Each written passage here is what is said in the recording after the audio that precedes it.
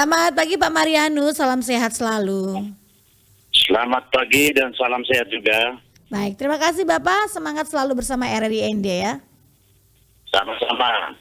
Baik, nah ini terkait dengan studi status gizi Indonesia SSGI, berapa banyak nih Bapak kasus stunting yang ada di NTT di tahun 2021 dan saat ini di tahun 2022 per Maret nih Pak?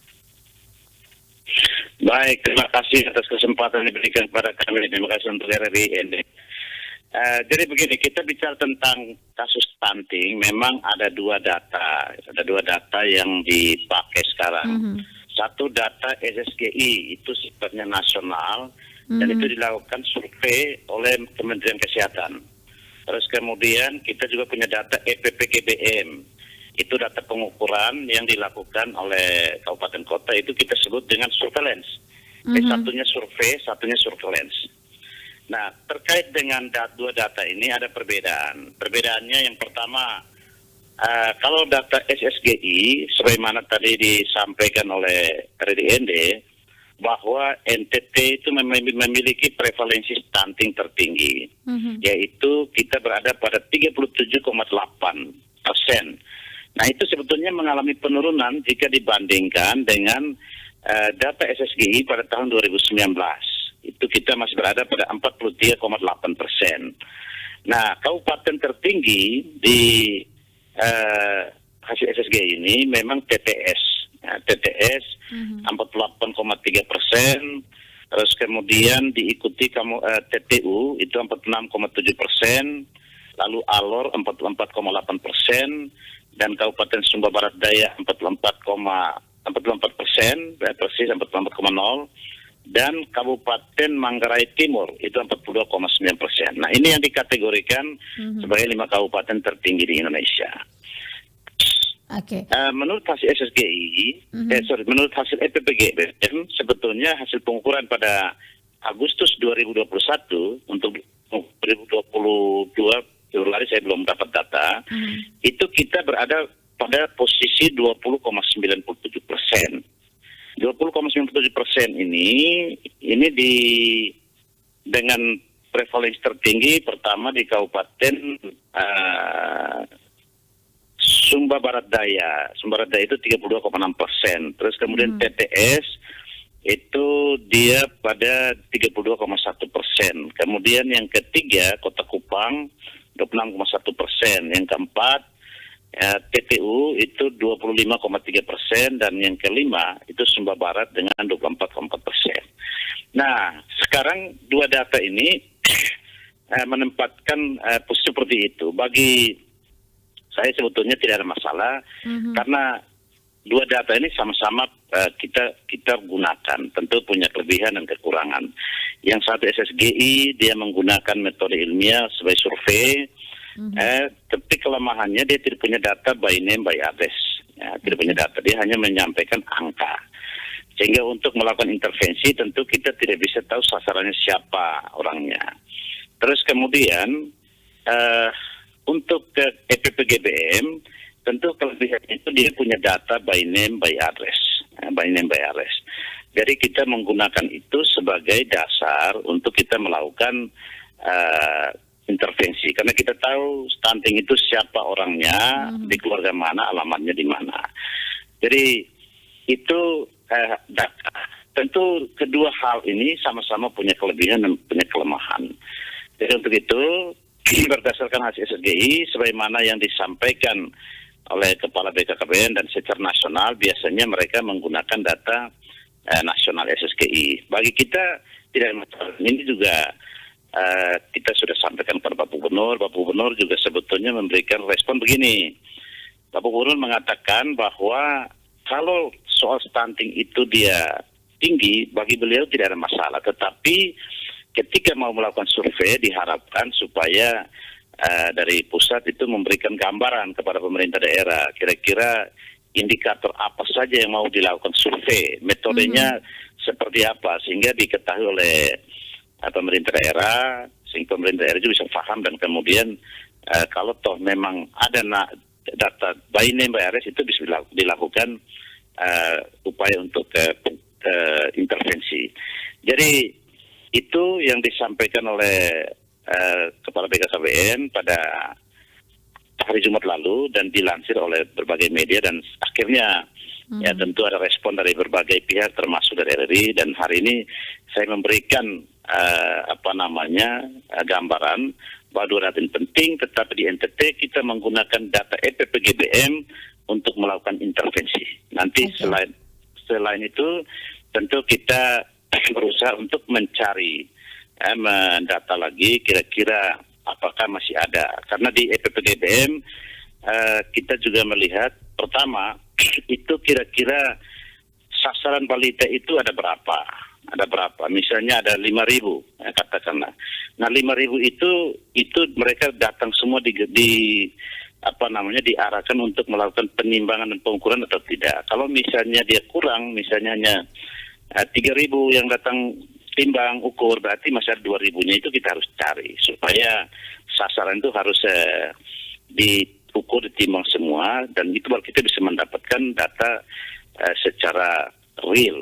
Itu yang pertama. Yang kedua, tentu juga alat untuk mengukur, misalnya antropometri, itu juga harus terstandar sehingga tidak ada bias di sana. Terus yang ketiga, tentu kita juga berharap dari sumber daya manusia yang melakukan pengukuran penimbangan juga itu harus hati-hati, karena ketika anak misalnya bergerak, dia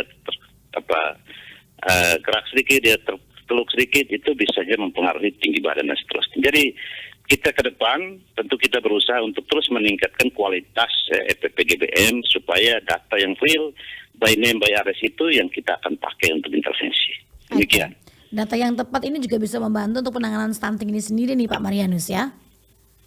Bagaimana, kurang jelas suaranya? Data yang tepat otomatis ini bisa membantu untuk penanganan stunting secara tepat dan juga secara benar nih Pak Marianus. Jadi yang paling utama untuk melakukan intervensi secara tepat itu awalnya harus data yang tepat dan akurat. Ya. Kalau datanya tidak akurat, tidak tepat, berarti tidak mungkin kita melakukan intervensi secara baik dan secara menyeluruh, secara komprehensif. Sehingga data yang paling utama itu kita harus mendapatkan pertama data terkait dengan jumlah kasus stunting. Itu kita harus tahu betul dia benar bahwa datanya itu siapa, alamatnya di mana. Kita harus tahu betul. Itu satu. Terus yang kedua, kita juga harus punya data yang tepat terkait dengan keluarga yang memiliki potensi resiko stunting ke depan. Nah itu juga kita harus tahu betul. Nanti indikatornya apa-apa itu kita harus tahu sehingga kita melakukan intervensi sebagai tindakan pencegahan atau preventif supaya tidak boleh terjadi calon stunting baru. Jadi kita menginginkan supaya zero new stunting. Ya.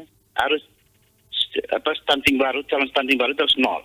Jadi kita harus buat kebijakan dan strategi seperti itu. Kalau tidak, yang 20,9% ini kita hilangkan, tapi calon stunting baru datang lagi. Jadi kita harus melakukan cara kegiatan untuk penanganan atau kuratif sekaligus preventif, pencegahan itu harus secara simultan, bersamaan. Tidak bisa kita melakukan sendiri-sendiri, dan itu dasarnya adalah data. Kalau datanya akurat, kita melakukan intervensi secara cepat, kita yakin bahwa stunting di NTT akan segera turun. Oke, tadi disampaikan ada 5 kabupaten yang masuk dalam 10 besar nih untuk penanganan masalah stunting di Indonesia. Sedangkan dari informasi yang kami peroleh juga ada 15 kabupaten dari 22 kabupaten kota di NTT yang ini masuk dalam kategori merah. Bisa diinformasikan kabupaten mana saja ini Pak Marianus? Baik, kalau kita merujuk pada data SSGI, 5 kabupaten yang paling tertinggi di Indonesia adalah pertama Kabupaten Timur Tengah Selatan. 48,3% tadi. Kedua, Timur Tengah Utara 46,7%. Ketiga, Alor 44,8%. Kemudian Sumba Barat Daya 44,0%. Terus Manggarai Timur itu 42,9%. Itu 5 kabupaten dikategorikan tertinggi.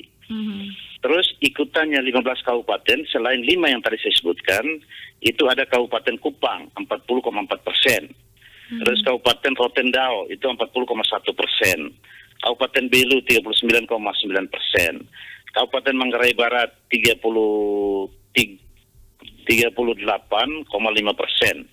Kabupaten Sumba Barat 37,0%. Kabupaten Sumba Tengah 34,0%.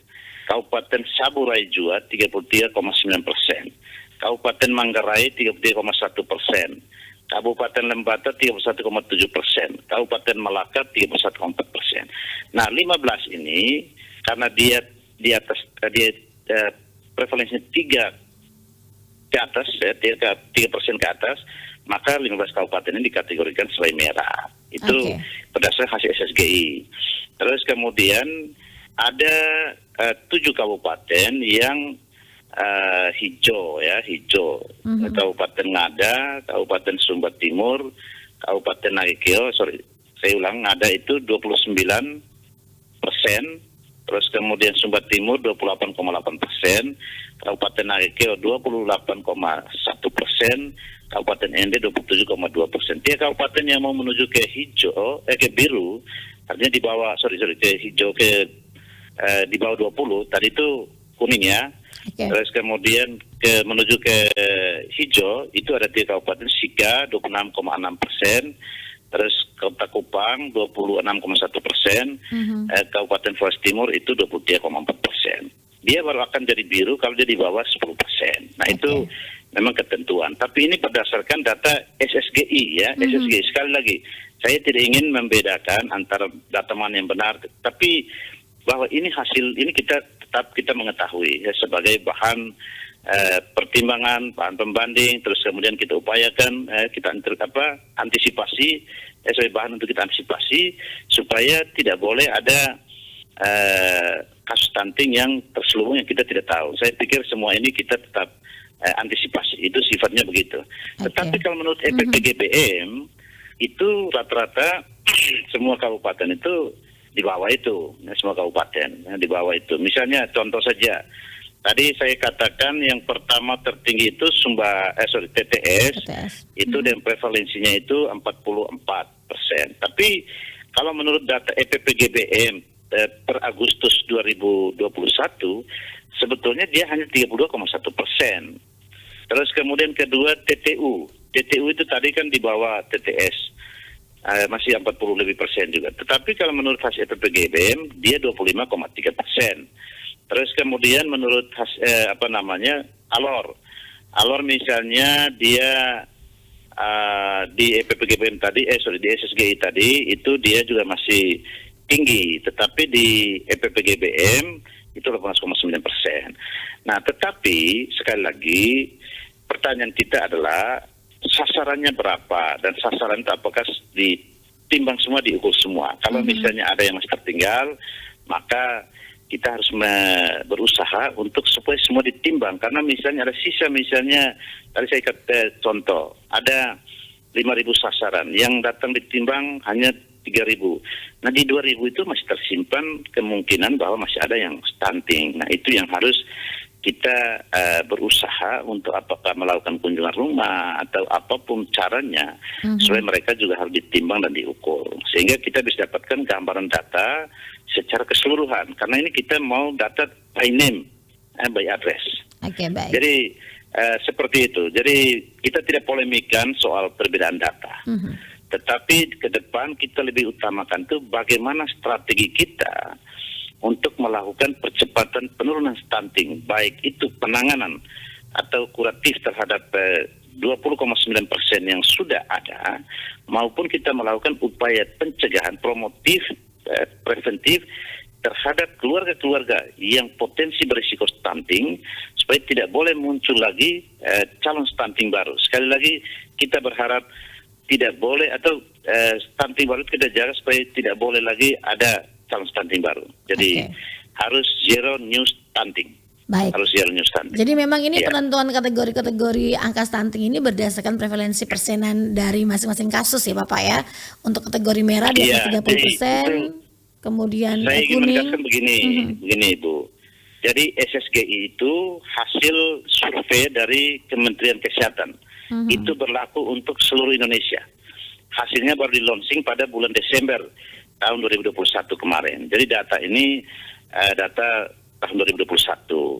Terus EPPGBM itu adalah data real, data surveillance yang dilakukan pengukuran oleh masing-masing daerah di seluruh Indonesia.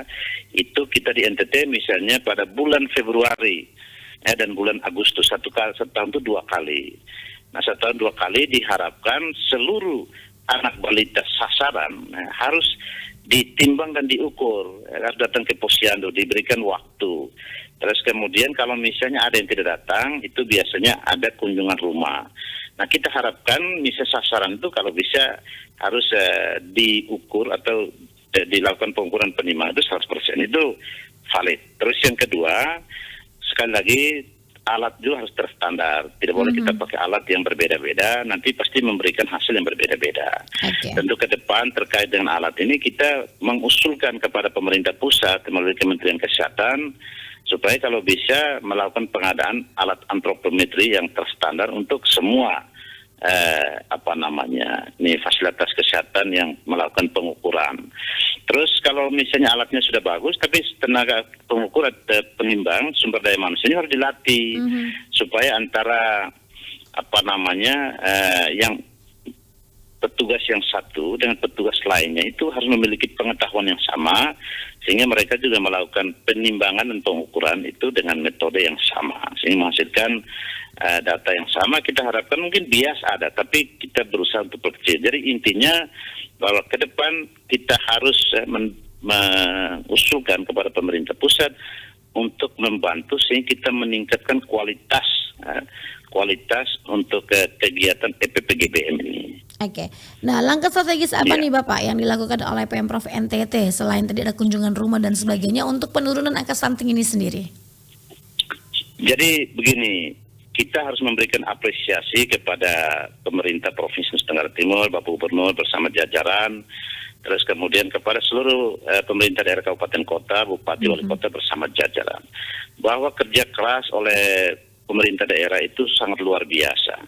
Kalau kita melihat data EPPGBM itu sebetulnya pada tahun 2018 itu kasus stunting di NTT itu masih tinggi, bahkan dari 2013. Kalau 2018 itu masih 35,4%. Terus 2019 turun menjadi 30%. Februari 2020 itu turun lagi menjadi 27,9%. Agustus 2020 turun menjadi 24,2%. Agustus 2021 turun menjadi 20,9%. Ini menandakan bahwa kerja keras pemerintah daerah itu sangat luar biasa. Nah, untuk ke depan, di samping kerja keras yang sudah dilakukan, itu Bapak Presiden telah mengeluarkan Peraturan Presiden Nomor 72 Tahun 2021 tentang percepatan penurunan stunting. Target Bapak Presiden adalah pada tahun 2024, stunting di Indonesia harus turun menjadi 14%. Nah, waktu kita ini sudah tinggal, sekarang kita berada pada 2021 bulan Maret, terus kemudian 2024 sudah dekat. Tentu untuk melakukan mencapai 14%, itu bukanlah suatu usaha yang mudah seperti kita balikan telapak tangan. Tentu butuh kerja keras, kerja bersama, kerja kolaboratif. Dan kemudian Bapak Gubernur sendiri memiliki target pada tahun 2023 harus turun menjadi 12%, jadi lebih cepat lagi. Nah, dengan kondisi kita di NTT 20,9%, kita harus turunkan menjadi 12% pada tahun 2023, maka kerja itu tentu tidak main-main. Nah, berdasarkan Perpres 72, implementasinya ke daerah, tentu Bapak Gubernur dan para bupati akan membuat kebijakan untuk implementasi atau melakukan kegiatan menindaklanjuti Perpres 72. Nah, memang di dalam Perpres 72 sudah ditegaskan bahwa secara nasional itu diberikan tugas kepada BKKBN, sehingga dari tugas yang diberikan itulah maka pada hari Jumat tanggal 3 Maret kemarin itu Kepala BKKBN bersama tim percepatan penurunan stunting dari Jakarta itu berasal dari semua kementerian lembaga terkait itu melakukan sosialisasi rencana aksi nasional percepatan penurunan angka stunting. Jadi Pak Kepala bersama tim datang, ada yang virtual dan dibuka oleh Bapak Gubernur menyampaikan penegasan ke depan kebetulan BKKBN baru melakukan pendataan keluarga pada tahun 2021 dan kita sudah punya data itu terkait dengan keluarga yang berisiko stunting ke depan. Nah, keluarga berisiko stunting di NTT itu ada 600.000 lebih keluarga. Nah, itu sudah by name, by address, bahkan by phone. Sehingga Bapak Gubernur menegaskan bahwa data yang dipakai untuk melakukan intervensi terkait dengan percepatan stunting ini adalah data BKKBN. Sehingga kami menindaklanjuti arahan Bapak Gubernur itu, kami siapkan datanya. Dan kemarin kami melakukan rakerda bersama Kepala Dinas OPDKB Kabupaten Kota. Saya sudah memberikan arahan kepada seluruh Kepala Dinas untuk menyiapkan data pendataan dari hasil pendataan keluarga. Setiap kabupaten sudah ada di masing-masing kabupaten, supaya siapkan data-data kepada keluarga berisiko stunting ini supaya itu menjadi sasaran, harus diberikan kepada semua sektor. Dan tentu masalah stunting ini bukan masalah satu sektor saja, itu masalah multisektor. Sehingga Bapak Gubernur memberikan arahan kepada kami BKKBN untuk menyusun desain, dan kami sudah bikin desain itu melibatkan semua sektor baik pemerintah maupun non pemerintah termasuk tokoh agama. Kami sudah serahkan kepada beliau dan mudah-mudahan nanti akan diputuskan karena beliau meminta supaya kita segera eksekusi untuk buat percepatan penanganan stunting ini. Sehingga ke depan Pak Gubernur sudah menyampaikan arahan di hadapan semua para bupati waktu hari Jumat kemarin dengan para kepala Bapeda, kepala Dinas Kesehatan, Kepala OPDKB, Ketua PKK, CNTT. Jadi kita harus bekerja secara kolaboratif, kerja secara kolaboratif dengan hati, terus kemudian dengan kerjasama yang baik, kerja keras, menggunakan data yang sama, kita keroyokan, kita bagi peran. Saya yakin bahwa apa yang ditargetkan oleh Bapak Gubernur, ya kita berdoa supaya itu bisa tercapai. Yang penting kita semua, baik pemerintah, non-pemerintah, masyarakat, kita gotong royong, kita bekerja sama, bekerja keras, tidak boleh kita saling tapi kita bekerja dengan hati yang tulus. Saya yakin pasti bisa selesai stunting di NTT. Baik, sesuai dengan harapan Pak Presiden Jokowi 2024 ini angka stuntingnya 14%, tapi NTT ya di tahun 2023 ini 12% nih Pak Marianus ya. Iya, Bapak Gubernur punya target seperti dan kita sebagai sebagai aparat ya dan sebagai bawahan kita siap untuk mengamankan arahan Bapak Presiden dan juga arahan Bapak Gubernur. Itu kita siap, kita punya tanggung jawab. Kita semua punya tanggung jawab. Tidak boleh ada yang tidak bertanggung jawab. Bapak Gubernur menyatakan bahwa semua ini kita lakukan secara mandatori. Jadi wajib kita lakukan. Untuk Februari 2022 ini Pak, apakah sudah dilakukan pendataan kembali? Karena setahun kan Februari dan Agustus nih Pak. Pada bulan Februari kemarin, kalau untuk itu sudah dilakukan pengukuran dan penimbangan. Tapi saya belum tahu datanya, saya juga tidak punya kewenangan untuk mengekspos itu nanti dari Bapeda dengan dari teman-teman dari Dinas Kesehatan. Jadi kita tunggu hasilnya, kalau misalnya sudah ada, nanti kita lihat apakah dia turun atau dia tetap ataukah dia naik, dan naiknya itu di kabupaten mana, terus kita kasih kecil lagi di kecamatan mana, kemudian di desa mana, di RT mana. Itu kita harus masuk sampai sekecil itu kita bagi. Jadi kita bikin pemetaan secara detail betul sampai ke tingkatan wilayah yang paling kecil. Kalau misalnya di desa itu kita sudah tahu ini ada sekian stunting, namanya ini.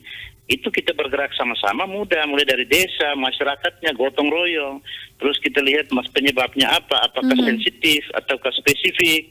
Kalau misalnya sensitif itu apakah dia lantai rumahnya ataukah dia sanitasinya, atau karena memang jarak kehamilannya terlalu dekat, terlalu banyak, sementara mereka masih dalam kondisi miskin. Nah, semua itu kita harus mempropaganda, mengkampanyekan supaya masyarakat ini paham kalau memang masalahnya sanitasi, bagaimana caranya sanitasi dibangun, tetapi ke depan apalagi yang harus dibikin, karena secara semua indikator itu saling berkaitan. Sanitasinya dibantu, tetapi kalau jumlah anaknya banyak, jaraknya dekat, terus kemudian orangnya miskin, kalau kita tidak berikan pemahaman untuk supaya mereka merencanakan kehamilan secara baik, terus kemudian melahirkan terus-terus, hamil terus-terus, tentu ini juga menjadi masalah sangat krusial. Jadi kita berikan pemahaman, edukasi kepada masyarakat supaya mereka harus memiliki perencanaan kehidupan keluarga yang baik sesuai dengan kemampuan ekonomi keluarga. Jadi bukan kita membatasi kelahiran, tetapi tentu anak-anak yang terlahir dari rahim seorang ibu memiliki hak asasi untuk mendapatkan kehidupan yang layak, tumbuh kembang yang layak, terus ke depan itu dia harus sekolah. Tidak boleh dia hanya lahir tetapi tidak sekolah, dan itu kita melanggar hak anak. Oke. Jadi Baik. ke depan datanya memang saya belum tahu, tetapi mudah-mudahan semakin turun. Data yang kita pakai, saya tegaskan bahwa nanti untuk intervensi data EPPGBM yang kita pakai. Oke, baik Pak Marianus, terima kasih untuk informasinya pagi hari ini. Tentunya ini Baik, membutuhkan sama-sama. kerjasama kita semua, Pak ya.